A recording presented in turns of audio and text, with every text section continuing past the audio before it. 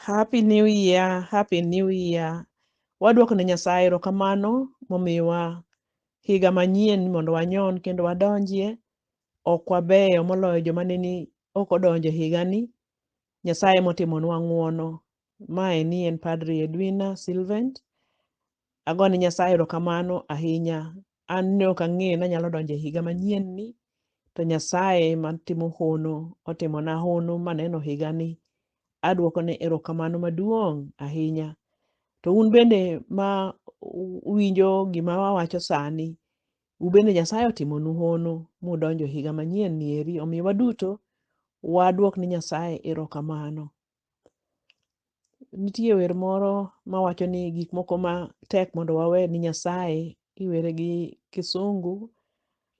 Ower kama: Let the living water flow over my soul. Let your Holy Spirit come and take control. For every situation that has troubled my mind, all my cares and burdens unto you I roll. Let your living waters flow over my soul.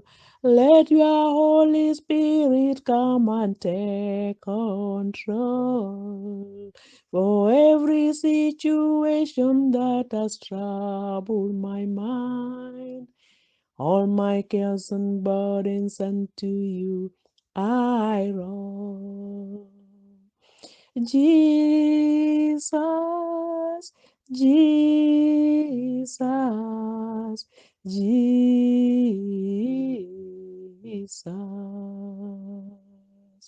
Father, Father, Father.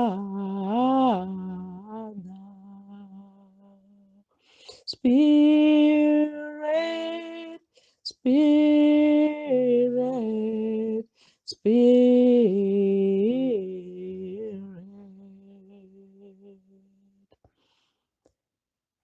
Wadonje higani, to samoro pod nitie chandruok ma waneno manyicha waneno kata higa mokalo.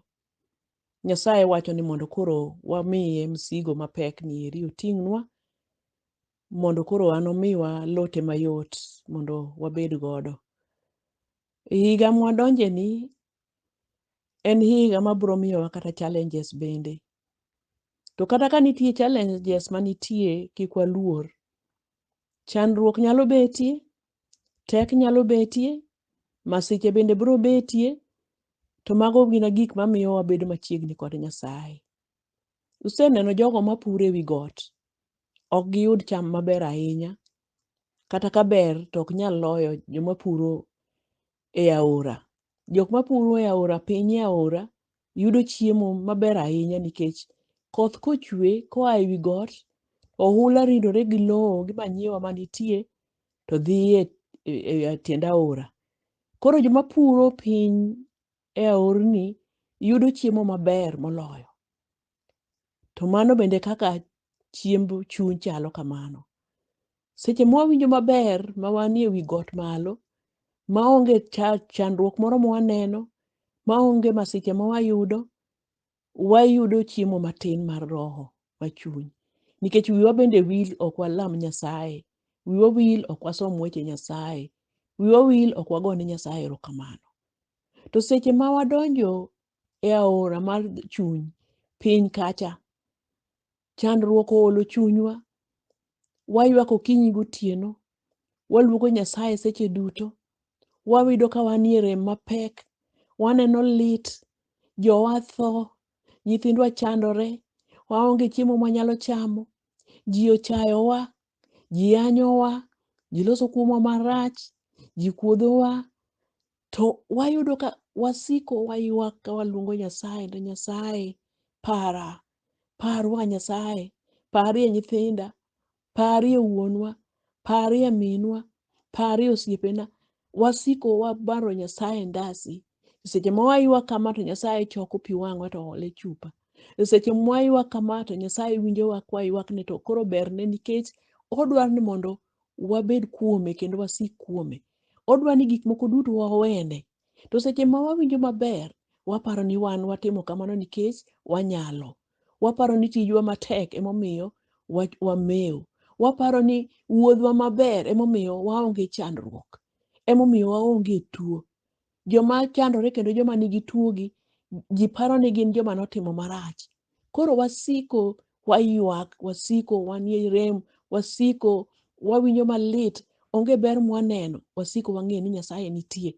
Wating'o wang'wa warango Nyasaye malo kucho, wakone ni Ruoth, Baba parwa, in kende mwageno kuomi, onge ng'ato moro kendo. Koro iyudo ka wabedo machiegni kod Nyasaye, tiende ni chunywa yudo chiemo maber moa polo malo, kendo wasomo wach Nyasaye mondo wayud ni to wach Nyasaye ni wacho nang'o kuom chandruok ma an go ni. Waluongo Nyasaye mondo changwa. Emomiyo jowadwa adwoko Nyasaye erokamano momiwa waneno higa manyien ni. Higa manyien ni bende ber nitie, dongruok nitie, ng'uono nitie, yie nitie, geno bende nitie. Wagenuru mang'eny kuom Nyasaye, waketuru genowa kuom Nyasaye. Kech Nyasaye kende ema ka wageno kuome to wan kod konyruok. Nyasaye dwaro ni mondo wathegre kod jonabi ma jo miriambo. Johana mokwongo kare 4 oloso ahinya kuom wechego eko. Ni jonabi ma jo miriambo biro biro, to iwachonwa, Johana wachonwa ni watang' kodgi nikech gibiro golowa kuom Nyasaye. Wach korona omiyo kanise nolor, nikech Nyasaye nosekecho kod ji, gik mane timre kanise ne richo. Nyasaye nokelo molor kanise tinde ka ji chako duoge mos mos, nikech jo Kristo ma ne tiye tij Nyasaye kanise gi nolokore gik moko nono. Ji mayo ji pesa, ji wuoyo kuom ji marach, gitimo time moko winjore. Koro Nyasaye noneno to kanisa na molok kar ohala, noloro. Nikech kata Yesu ka nobiro e piny ka, Yesu noriembo ji e hekalu mane loko ohala e hekalu. Owacho ni od wuora en kar lamo, ok kar loko ohala. Nopuko pesa gi piny, winy mane ni kanyo mane ouso noringo, rombe gi diek noriembo oko.